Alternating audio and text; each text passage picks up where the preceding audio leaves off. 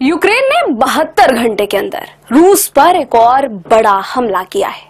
Ukraine की सेना ने इस बार क्रीमिया ब्रिज पर 1100 किलो का अंडर वाटर विस्फोटक लगाकर ब्रिज को उड़ा दिया है।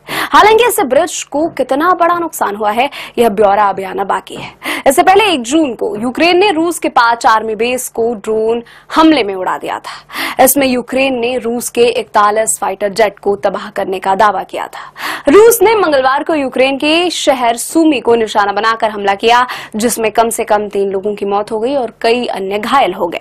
अधिकारियों ने यह जानकारी दी। यूक्रेनी राष्ट्रपति व्लादिमीर ज़ेलेंस्की ने हमले की निंदा करते हुए कहा कि यह इस बात को रेखांकित करता है कि मॉस्को का 3 साल से जारी युद्ध को रोकने का कोई इरादा नहीं है। इस बीच यूक्रेन के खुफिया एजेंसी ने कहा कि उसने रूस के अंदर फिर से हमला किया है। इसके 2 दिन पहले यूक्रेन ने ड्रोन के जरिए रूस के अंदर घुसकर कई उसके हवाई अड्डों पर भीषण हमला किया था, जिसमें कई विमान नष्ट हुए थे। यूक्रेनी अधिकारियों ने बताया कि 3 साल से जारी युद्ध को समाप्त करने के लिए प्रत्यक्ष शांति वार्ता में कोई प्रगति नहीं होने के 1 दिन बाद उत्तर पूर्वी शहर के केंद्र में स्थित इमारतों और एक अस्पताल पर रॉकेट की बौछारें कर दी गई थी।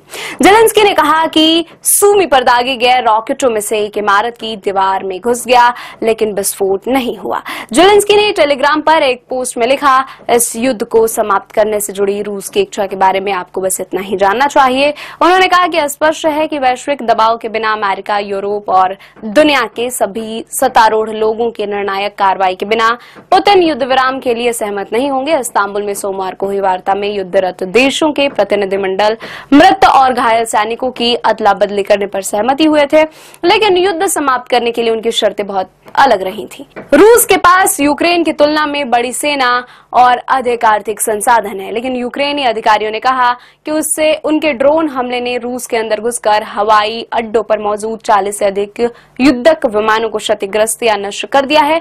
यह हमला क्रेमलिन के रणनीतिक शस्त्रागार और इसकी सैन्य प्रतिष्ठा के लिए भी एक गंभीर झटका था।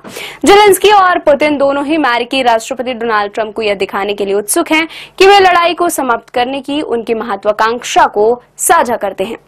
उनके ऐसा करने का लक्ष्य वाशिंगटन के संभावित दंडात्मक उपायों से बचना रहा है।